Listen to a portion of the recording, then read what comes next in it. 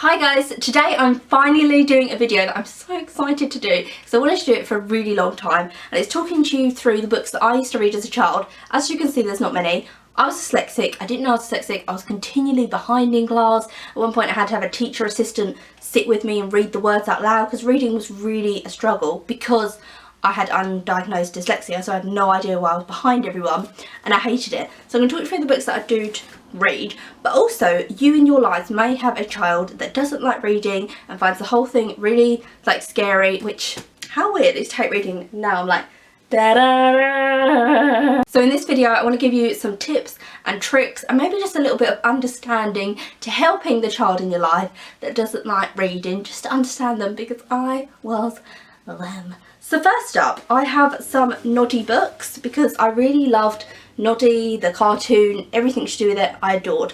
So I had these little Noddy books which are by Enid Blyton, really gorgeous little illustrations. And my first top tip is, if you have a child who doesn't like reading, find their interest. So maybe they're into Barbies. Get a book on Barbies, and you can, Barbie storybooks, and so that's their interest, and give it to them. And they might at first just read the pictures and not really be interested in the story, but over time they'll get a little bit more into it because it's a character that they love. So there's my top tip. The second thing that I used to read was this, called Twinkle. It came out in 1973. I think my mum had it, or had it from a charity shop or something, and it's little stories for little girls, and again, gorgeous illustrations that almost are like a comic, because you can just look at the illustrations if you want. And that's what I used to do. I used to look at the illustrations, and then over time I thought, oh, maybe I'll read the story. And why don't you find them books where they have to do little activities? So I had a Noah's Ark. It was fantastic. It was like a pop-up Noah's Ark, and then you had a little book of the Noah Ark story.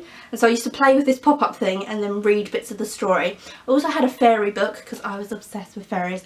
My poor parents, every night I used to write a little letter to the fairies, put it at the bottom of my garden, and the next day there'd be a letter waiting for me. Obviously my parents had scrawled it on a little bit of paper, and I was just like, oh my god, my friends. So find something like that, a little interest that they have, maybe writing to the fairies, and then you're writing a little letter and they're reading the little letter. But the point that I was trying to make, because I went off on a tangent about my life, story of the channel, but I had a little book and it had little envelopes in it, and every envelope had a different note from fairies, and so I used to read the little notes out. That's still reading, even though you think, oh, that's not a proper book they're reading, they're still reading. So find more activity books like that which they can engage in to get them more excited into the whole reading spirit.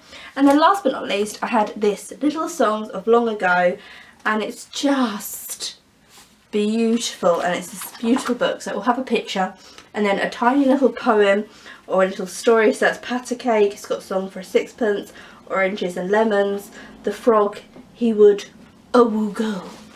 Look at that, just beautiful. And again, first the illustrations got me, that's what hooked me to this book, and then as I got older I thought maybe I'll read the words.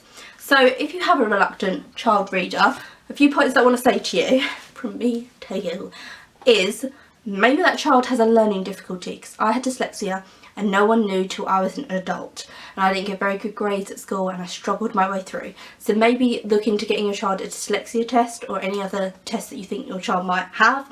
Secondly, don't shame them. I remember teachers saying how behind I was, and you're behind everyone else, and you're behind, the age you should be reading, and I just felt so shamed. And so books became this scary thing that I just couldn't do, and I convinced myself that I just couldn't do them because I was always getting in trouble. So never shame children, because that never, even with adults, shame is a wasted emotion. It doesn't do anything for anyone. If a child's reading, or a person is reading, adult or child, I don't care what you're reading.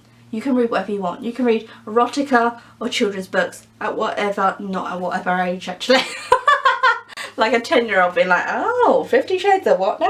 But you know what I mean, you know my point of whatever you want to read it, it's fine. If a child of 12 wants to read a child's book of 4, let them read, because as long as they're reading in their spare time and they're doing that, who cares?